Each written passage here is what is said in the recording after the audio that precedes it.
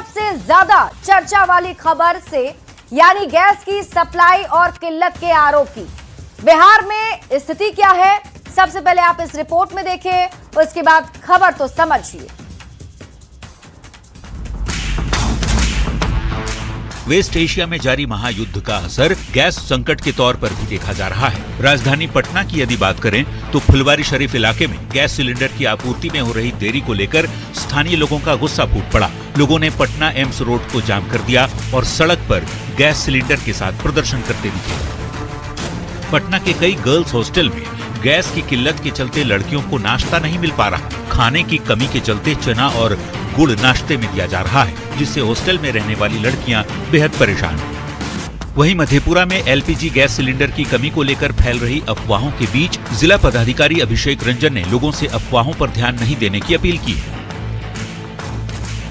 मधुबनी की यदि बात करें तो यहाँ एजेंसी और गैस गोदाम पर लोगों की भारी भीड़ देखी जा रही है। किशनगंज में गैस को लेकर हो रही आपाधापी की सूचना पर डीएम विशाल राज और जिले के एसपी ने गैस एजेंसियों का निरीक्षण किया और गैस की कालाबाजारी करने वालों पर कड़ी नजर रखने की बात कही है। न्यूज 18 के लिए पटना से विनीता मिश्रा और अमरजीत, मधेपुरा से श्रीकांत, मधुबनी से प्रशांत और किशनगंज से आशीष सिन्हा के साथ ब्यूरो। तो अभी देश भर में चर्चा सिर्फ और सिर्फ एलपीजी सिलेंडर को लेकर हो रही है। यह कहा जा रहा है कि सिलेंडर जो है वो नहीं मिल रहे हैं और कई बातें इसको लेकर चल रही है, लेकिन हकीकत क्या है, सच्चाई क्या है, वो हम आपको समझाएं। लेकिन उससे पहले न्यूज 18 आपसे अपील करता है कि एलपीजी को लेकर घबराने की जरूरत बिल्कुल भी नहीं है। राज्य में गैस की पर्याप्त आपूर्ति है। ये जो अफवाह फैलाए जा रहे हैं उस पर आपको ध्यान नहीं देना है। जरूरत के मुताबिक ही आप सिलेंडर लें। गैस एजेंसियों पर अनावश्यक भीड़ ना लगाएं। काला बाजारी की जानकारी तुरंत ही आप प्रशासन को दें। अतिरिक्त पैसे मांगने पर भी आप शिकायत कर सकते हैं और लोगों से शांति और संयम रखने की अपील भी न्यूज 18 कर रहा है। अब सवाल है कि जब गैस की किल्लत नहीं तो फिर गैस गोदाम के बाहर ये लाइन क्यों लगी हुई है? तो ईरान और अमेरिका इजराइल के बीच 28 फरवरी से युद्ध चल रहा है। खाड़ी देशों से भारत में ज्यादातर पेट्रोलियम पदार्थों की सप्लाई होती है। सब जगह अफवाह फैल गई कि देश में गैस किल्लत होने वाली है। आगे दिक्कत ना हो इसके लिए लोग जो हैं वो गैस सिलेंडर जमा करने लगे हैं। जिनको अभी जरूरत नहीं है वो भी भविष्य में यानी कि फ्यूचर के लिए भी गैस मंगाकर स्टोर करके रख ले रहे हैं। अफवाह और घबराहट में गैस की मांग अचानक बढ़ गई है।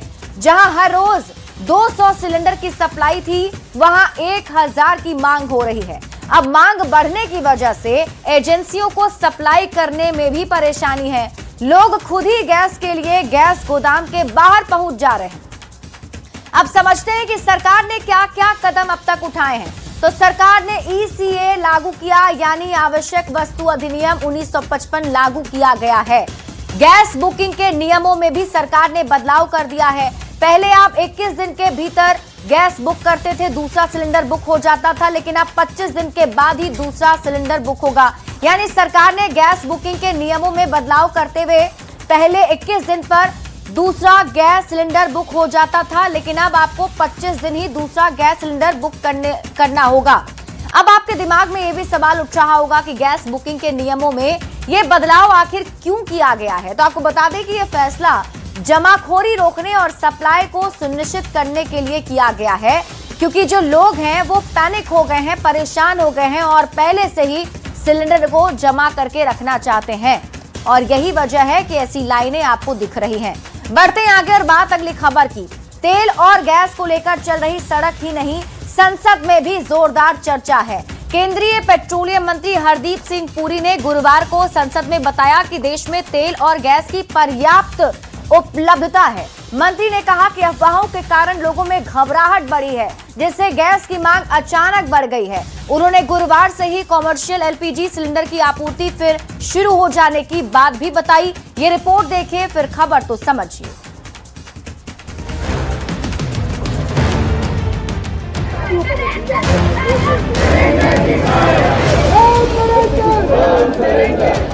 कि कांग्रेस पार्टी इतने बड़े वैश्विक संकट में भी राजनीति ढूंढ रही है। booking period has been introduced as a demand management.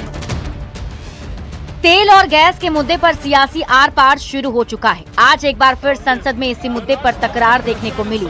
नेता प्रतिपक्ष राहुल गांधी ने तेल और गैस पर सरकार को घेरा, रूस से तेल खरीदने की अमेरिकी अनुमति का मुद्दा उठाया और एक बार फिर प्रधानमंत्री कॉम्प्रोमाइज वाला वार किया। Allowing the United States to decide who we buy oil from, who we buy gas from, whether we can buy oil from Russia or not, and the puzzle is about compromise. Rahul Gandhi Lok Sabha में बोल रहे थे, तेल और gas पर सरकार पर निशाना साध रहे थे, लेकिन इसी बीच वो ट्रैक बदलकर एपिस्टीन के मुद्दे पर चले गए, जिस पर स्पीकर ने उन्हें मुद्दे से ना भटकने की नसीहत दी। तेल और गैस के मुद्दे पर संसद में हो रहे हंगामे के बीच केंद्रीय मंत्री हरदीप पुरी ने देश को पूरी जानकारी दी और फिर दावा किया कि देश में तेल और गैस की कोई किल्लत नहीं है। There is no shortage of petrol, diesel, kerosene, ATF or fuel. Natural gas supply has been managed through prioritized allocation. तेल और गैस पर सियासी संग्राम मचा है। विपक्ष ये साबित करने में जुटा है कि देश में बहुत बड़ा संकट खड़ा हो गया, तो सरकार की तरफ से भी विपक्ष के आरोपों पर पलटवार किया जा रहा है। Bureau report, news 18। तो देखिए, इसकी चर्चा आज संसद में भी हुई। विपक्ष और पक्ष के बीच में जोरदार वार पलटवार हुआ। अब आप खबर तो समझिए, ये गैस की किल्लत है सच में या सियासत हो रही है? देखिए, गैस को लेकर लंबी लंबी लाइनें आपको दिख रही हैं। गैस ना मिलने की भी कई जगह से खबर आ रही है। अब गैस पर सियासत भी खूब हो रही है। पटना से लेकर दिल्ली तक बयानबाजी का दौर जारी है। विपक्ष संसद में सरकार को इस मुद्दे पर घेर रहा है।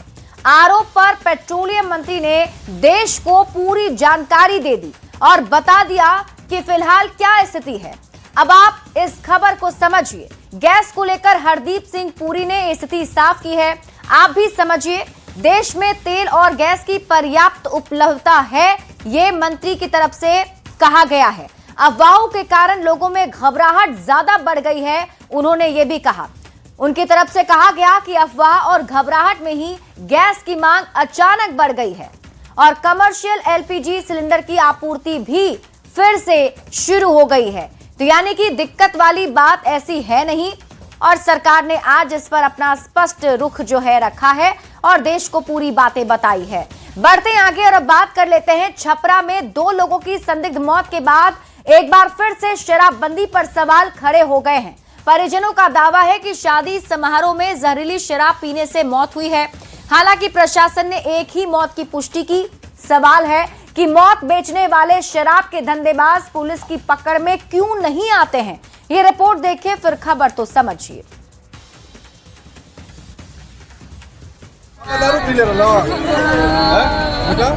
ये तस्वीर आपका कलेजा छलनी छलनी कर देगा। छपरा में रोते बिलखते परिवार की तस्वीर एक बार फिर सवाल कर रही है। आखिर जहरीली शराब और कितनों की जान लेगा? दहाड़ मार कर रोते इस परिवार की चीख एक बार फिर बिहार में शराबबंदी पर सवालिया निशान लगा रहा है। छपरा के पानापुर में 2 लोगों की संदिग्ध मौत से एक बार फिर सनसनी फैल गई है, जबकि 2 लोगों की हालत गंभीर बताई जा रही है। पानापुर के धेनुकी में धर्मेंद्र राय की संदिग्ध मौत हो गई। परिजनों का दावा है कि एक शादी में शराब पीने के बाद धर्मेंद्र की तबीयत बिगड़ी और इलाज के दौरान मौत हो गई। पानापुर इलाके में अब तक 2 लोगों की मौत की खबर है। हालांकि प्रशासन ने एक ही मौत की पुष्टि की है। प्रशासन का कहना है कि पूरे मामले की जांच चल रही है। अधिकारी प्रभावित इलाके में लगातार कैंप कर रहे हैं। छपरा में 2 लोगों की संदिग्ध मौत के बाद एक बार फिर कई सवाल खड़े हो रहे हैं। आखिर जहरीली शराब कब तक लोगों की जान लेता रहेगा? आखिर प्रशासन को जहरीली शराब के अड्डों का पता क्यों नहीं चलता? मौत बेचने वाले शराब के धंधेबाज पुलिस की पकड़ में क्यों नहीं आते? जहरीला जाम जिंदगी को कब तक लीलता रहेगा? न्यूज़ 18 के लिए छपरा से संतोष गुप्ता की रिपोर्ट।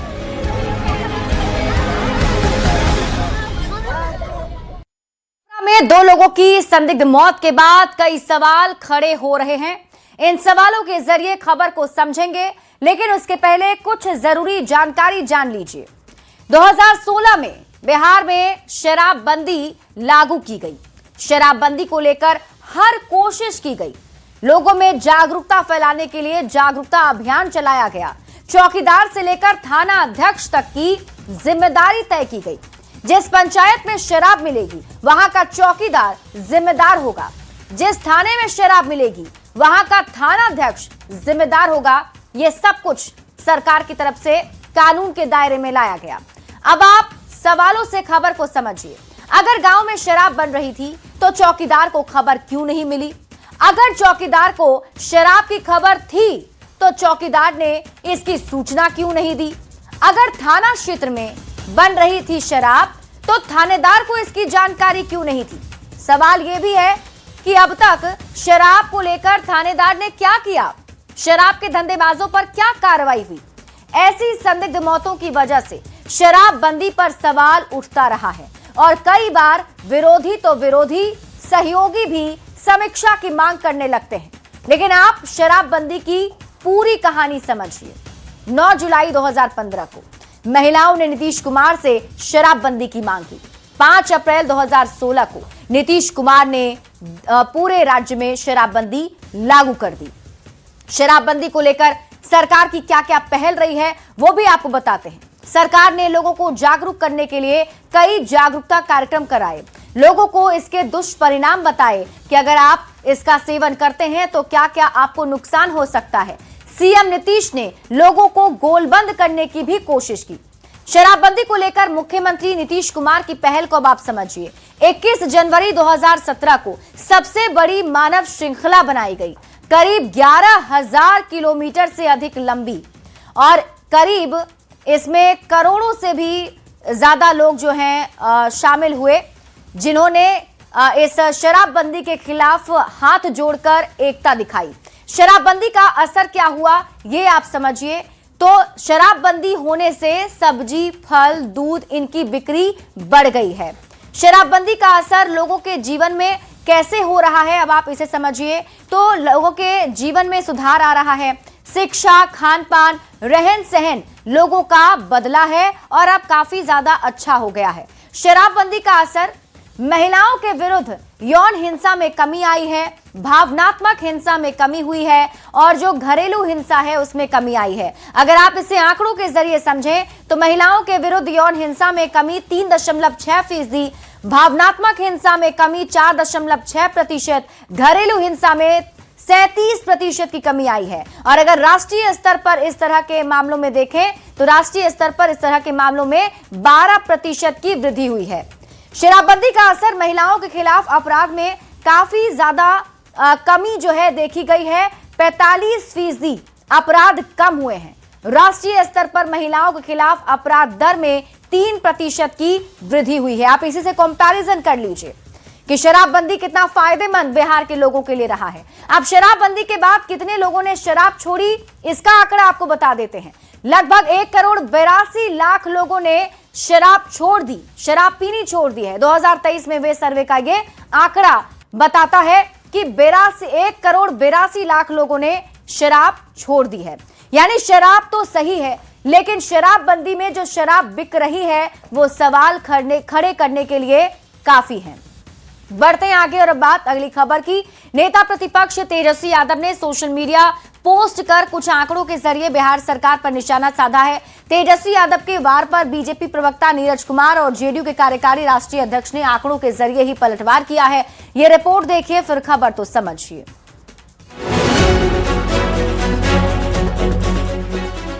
बिहार की सियासत में आजकल जुबानी बयानबाजी से ज्यादा सोशल मीडिया पर सियासी वार पलटवार तेज है। इसी कड़ी में नेता प्रतिपक्ष तेजस्वी यादव ने सोशल मीडिया एक्स पर एक सूची पोस्ट की। आंकड़ों के जरिए तेजस्वी ने बताने की कोशिश की है कि 21 वर्षों की एनडीए सरकार में बिहार विकास के सभी मानदंड में सबसे फिसड्डी है। तेजस्वी यादव के आरोपों का जवाब तुरंत बीजेपी की ओर से पार्टी के प्रवक्ता नीरज कुमार ने दिया, वो भी आंकड़ों के जरिए सोशल मीडिया पर ही। नीरज कुमार ने लिखा, आरजेडी के जंगल राज में बिहार काफी पिछड़ा था। एनडीए की डबल इंजन की सरकार ने 2005 से राज्य को गर्त से निकालकर विकास की पटरी पर ला खड़ा किया है। तेजस्वी यादव के आरोपों का जवाब जेडीयू के कार्यकारी राष्ट्रीय अध्यक्ष संजय झा ने भी प्रधानमंत्री के आर्थिक सलाहकार परिषद की सदस्य शमिका रवि के आर्टिकल का हवाला देते हुए दिया। संजय झा ने लिखा, प्रोफेसर शमिका रवि लिखती हैं कि उनके कार्यकाल में बिहार ने जीवन स्तर में उल्लेखनीय सुधार किया, गरीबी में भारी कमी आई, पोषण की उपलब्धता में सुधार हुआ और राष्ट्रीय औसत से अंतर कुछ हद तक कम हुआ। 2011 से 24 के बीच बिहार के ग्रामीण इलाकों में प्रति व्यक्ति वास्तविक मासिक व्यय में सालाना 4.5% की वृद्धि हुई, जो अखिल भारतीय दर 3.1% से लगभग 50% ज्यादा है, जबकि शहरी इलाकों में वास्तविक CAGR 4.6% रहा, जो भारत के 2.6% से ज्यादा है। तेजस्वी के आरोप पर जुबानी जंग भी तेज हो चुकी है। दोनों ओर से वार पलटवार तेज है। सवाल है कि तेजस्वी यादव अक्सर इस तरह के आंकड़ों के जरिए सरकार पर निशाना साधते हैं, लेकिन बिहार पर तेजस्वी के आरोप को तवज्जो क्यों नहीं मिलती? न्यूज 18 के लिए पटना से अमित कुमार और दिल्ली से अमितेश सिंह के साथ ब्यूरो रिपोर्ट। और अब आप खबर तो समझिए, बिहार पर तेजस्वी यादव के आरोप को तवज्जो आखिर क्यों नहीं मिलती है? ये सवाल का जवाब समझने से पहले ये समझना जरूरी है कि तेजस्वी यादव ने क्या आरोप लगाए हैं और उस पर बीजेपी ने क्या जवाब दिया है। तो देखिए, तेजस्वी यादव ने सोशल मीडिया साइट पर पोस्ट करके कहा है कि बिहार देश का सबसे गरीब राज्य है, जिस पर बीजेपी प्रवक्ता नीरज कुमार ने बताया कि बिहार बेरोजगारी दर 2023-24 में 3.9% है, जो राष्ट्रीय औसत से कम है। तेजस्वी यादव ने बिहार से देश में सबसे अधिक पलायन का आरोप लगाया, जिस पर बीजेपी ने जवाब दिया कि पलायन चुनौती जरूर है, लेकिन रोजगार बढ़ा है। तेजस्वी यादव ने कहा कि देश में सबसे अधिक अपराध बिहार में है, जिस पर बीजेपी की ओर से कहा गया कि बिहार में अपराध दर अब 277.5 प्रति लाख, जो पहले के मुकाबले गंभीर अपराधों में सबसे बड़ी गिरावट है। तेजस्वी यादव का आरोप है कि देश में सबसे अधिक भ्रष्टाचार बिहार में ही होता है। इस पर भी नीरज कुमार का जवाब आया। नीरज कुमार ने कहा कि 2011 में बिहार लीस्ट करप्ट बना है। 2025 में करप्शन केस महज 122 हुए हैं। तेजस्वी यादव ने आरोप लगाया कि देश में सबसे अधिक बेरोजगारी बिहार में ही है, जिस पर नीरज कुमार ने बताया कि 20 साल में एनडीए सरकार में 50 लाख नौकरी रोजगार लोगों को मिली है। तेजस्वी यादव ने कहा सबसे अधिक स्कूल ड्रॉप आउट बिहार में होते हैं, जिसका जवाब देते हुए नीरज कुमार ने कहा कि बिहार में school drop out rate primary में 0% है, जबकि सेकेंडरी में 20.5% है। तेजस्वी यादव ने बिहार में सबसे कम साक्षरता दर का आरोप लगाया, जिसका जवाब देते हुए नीरज कुमार ने कहा कि 2001 में साक्षरता दर महज 47% थी, जो अब बढ़कर 74.3% है। ये एनडीए सरकार की ही देन है। तेजस्वी यादव ने आरोप लगाया कि देश में सबसे कम प्रति व्यक्ति आय बिहार का है, जिसका जवाब नीरज कुमार ने आंकड़ों के जरिए दिया। लालू परिवार के शासन पर निशाना साधते हुए नीरज कुमार ने इसका जवाब दिया और बताया कि 2005 में प्रति व्यक्ति आय महज 7,914 रुपए थे, जो अब 76,490 रुपए तक पहुंच चुकी है। तेजस्वी यादव ने आंकड़ों के जरिए सबसे कम प्रति व्यक्ति निवेश का मुद्दा भी उठाया, जिस पर नीरज कुमार ने कहा कि 50 लाख करोड़ निवेश लाकर बिहार को टॉप बनाएंगे। तो तेजस्वी यादव के आरोप पर बीजेपी ने बताया कि 2005-06 में 54.4% गरीबी थी, 2022-23 में घटकर 26.59% हुई। यही नहीं, 3.77 करोड़ लोग गरीबी से बाहर निकले हैं। पलायन और बेरोजगारी पर बीजेपी का जवाब, आरजेडी राज में पलायन मजबूरी था। एनडीए ने 10 लाख नौकरी, सरकारी नौकरी और 10 लाख रोजगार दिया है। बेरोजगारी दर 2023-24 में 3.9% है, जो राष्ट्रीय औसत से कम। इंडस्ट्रीज को लेकर बीजेपी का दावा है कि 2005 में बिहार में शून्य इंडस्ट्रीज थी और निर्यात महज 25 करोड़ रुपए, लेकिन अब बिहार में 3,500 यूनिट्स हैं, जबकि निर्यात 17,000 करोड़ का है। अपराध को लेकर तेजस्वी यादव के आरोप पर बीजेपी ने कहा, आरजेडी के जंगल राज में 2001 में 3,643 हत्याएं, अब 2025 में महज 2,556 है। यह आंकड़ा 25 सालों का सबसे कम है। यही नहीं, अपराध दर 277.5 प्रति लाख है। गंभीर अपराधों में 25 सालों की सबसे बड़ी गिरावट है। भ्रष्टाचार पर बीजेपी ने कहा कि आरजेडी राज में बिहार मोस्ट करप्ट था, तो एनडीए राज में इस आरटीआई ई गवर्नेंस से सुधार किए गए हैं। 2011 में बिहार लीस्ट करप्ट बना है। 2025 में करप्शन केस रिकॉर्ड महज 122 और जांच और सजा दर बढ़ी है 43% कन्विक्शन हुआ है। साक्षरता और शिक्षा की भी बात की गई। साक्षरता और शिक्षा 2001 में 47% साक्षरता दर थी, लेकिन अब 74.3% है। यही नहीं, एनडीए ने 54,000 से 76,000 स्कूल बनाए हैं। ड्रॉप आउट रेट प्राइमरी में 0% है और सेकेंडरी में 20.5% है। आईसीटी लैब्स, कंप्यूटर साक्षरता बढ़ी है।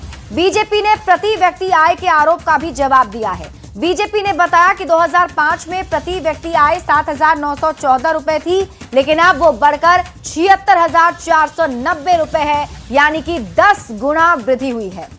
बिहार की जीएसडीपी 2024-25 में 13.1% ग्रोथ देखा गया है, जो कि राष्ट्रीय औसत से 9.8% ज्यादा है। अब तेजस्वी यादव के आरोपों पर बीजेपी के दावे को समझिए।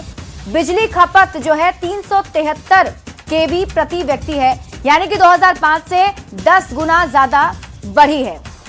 तेजस्वी यादव के आरोप पर बीजेपी के दावे को समझिए। एनडीए ने पीडीएस मजबूत किया, गैस बिजली सब्सिडी दी, मेट्रो, हाईवे, एयरपोर्ट बनाए। तो इन सभी का दावा जो है बीजेपी की तरफ से किया गया और आंकड़ों के जरिए ही पलटवार तेजस्वी यादव पर किया गया है। इसी के साथ इस बुलेटिन में अभी के लिए बस इतना ही। आप देखते रहिए न्यूज़ 18 बिहार झारखंड।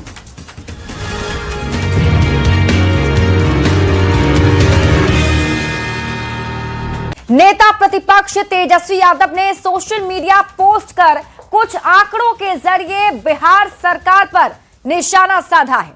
तेजस्वी यादव के इस पोस्ट पर सियासत भी गर्मा गई है। अब तेजस्वी यादव के वार पर बीजेपी प्रवक्ता नीरज कुमार और जेडीयू के कार्यकारी राष्ट्रीय अध्यक्ष ने आंकड़ों के जरिए ही पलटवार किया है।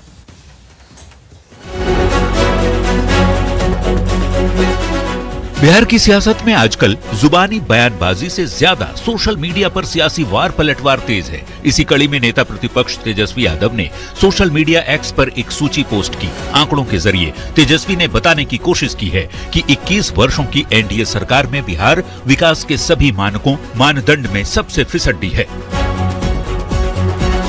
तेजस्वी यादव के आरोपों का जवाब तुरंत बीजेपी की ओर से पार्टी के प्रवक्ता नीरज कुमार ने दिया, वो भी आंकड़ों के जरिए सोशल मीडिया पर ही। नीरज कुमार ने लिखा, आरजेडी के जंगल राज में बिहार काफी पिछड़ा था। एनडीए की डबल इंजन की सरकार ने 2005 से राज्य को गर्त से निकालकर विकास की पटरी पर ला खड़ा किया है।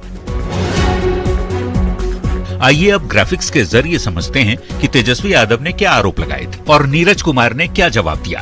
तेजस्वी ने कहा, बिहार देश का सबसे गरीब राज्य है, जिस पर नीरज कुमार ने बताया कि बिहार में बेरोजगारी दर 2023-24 में 3.9% है, जो राष्ट्रीय औसत से कम है। तेजस्वी ने बिहार से देश में सबसे ज्यादा पलायन का आरोप लगाया, जिस पर नीरज कुमार ने बताया कि पलायन चुनौती जरूर है, लेकिन रोजगार बढ़ा है।